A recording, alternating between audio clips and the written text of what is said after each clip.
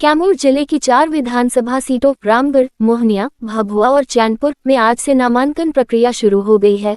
उम्मीदवार सुबह 11 बजे से दोपहर 3 बजे तक नामांकन दाखिल कर सकेंगे। नामांकन की अंतिम तिथि 20 अक्टूबर है। 21 अक्टूबर को संवीक्षा और 23 अक्टूबर को नाम वापसी होगी। मतदान 11 नवंबर को जबकि मतगणना 14 नवंबर को होगी। जिला निर्वाचन पदाधिकारी सह डीएम सुनील कुमार ने बताया कि रामगढ़ व मोहनिया विधानसभा का नामांकन मोहनिया अनुमंडल कार्यालय में तथा भभुआ व चैनपुर विधानसभा का नामांकन भभुआ अनुमंडल कार्यालय में किया जाएगा। जिले में कुल 1484 मतदान केंद्र बनाए गए हैं और कुल मतदाता 11,68,638 हैं। भभुआ, रामगढ़ और मोहनिया में मतदान सुबह 7 बजे से शाम 6 बजे तक होगा, जबकि पहाड़ी क्षेत्र चैनपुर में सुबह 6 बजे से शाम 4 बजे तक मतदान कराया जाएगा। कैमूर एसपी हरि मोहन शुक्ला ने बताया कि चुनाव सुरक्षा 5 स्तरीय व्यवस्था में की गई है। 13 फ्लाइंग स्क्वाड, 14 एसएसटी, 11 वीएसटी और 5 चेक पोस्ट बनाए गए हैं। प्रशासन ने मतदाताओं से लोकतंत्र के इस महापर्व में भाग लेने की अपील की है।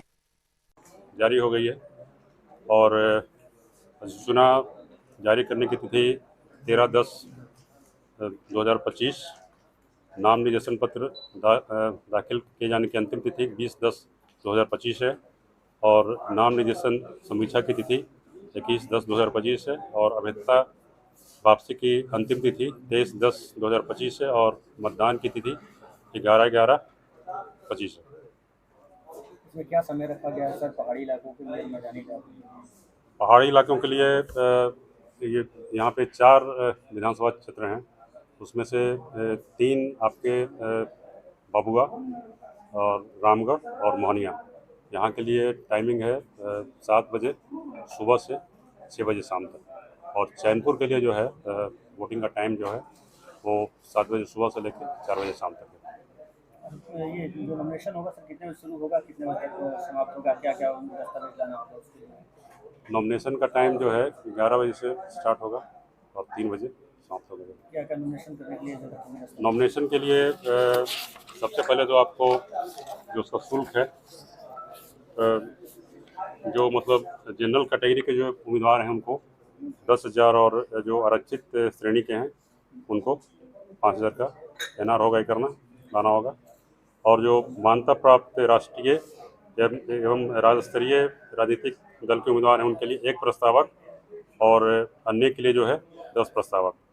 और इसमें सबसे इम्पोर्टेंट है कि नाम निर्देशन करने जो भी व्यक्ति आ रहे हैं, जो कैंडिडेट आ रहे हैं, उनका 1 दिन पहले का बैंक अकाउंट खुला होना चाहिए।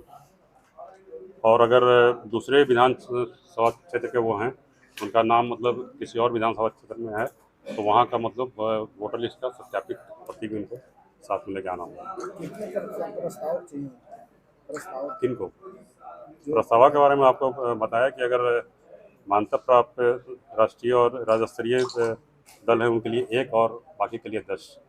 कितने तक राशि ले जाना इस चुनाव के समय जायज होगा?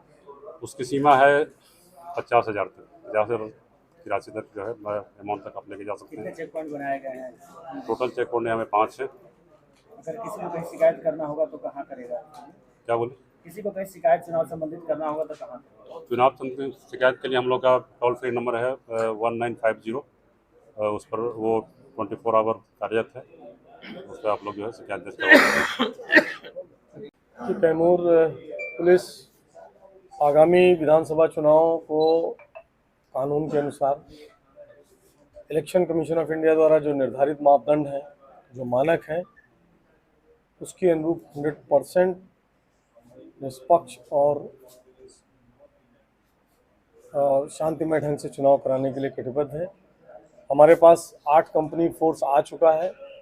एरिया डोमिनेशन की कार्रवाई उससे की जा रही है और एमसीसी का उल्लंघन करने वाले लोगों पर या चुनाव पर जो संभावित लोग हैं प्रभावित करने वाले लोगों पर कार्रवाई हम लोग कर रहे हैं और सभी जो आगामी चुनाव है जो भी निर्धारित मापदंड है, मानक है, उनके अनुसार कराए जाएंगे। सर अभी तक से कितने मामले आचार संहिता दर्ज हो चुके हैं? अभी तक 3 मामले आचार संहिता के दर्ज हो चुके हैं, आचार संहिता उल्लंघन के दर्ज हो चुके हैं।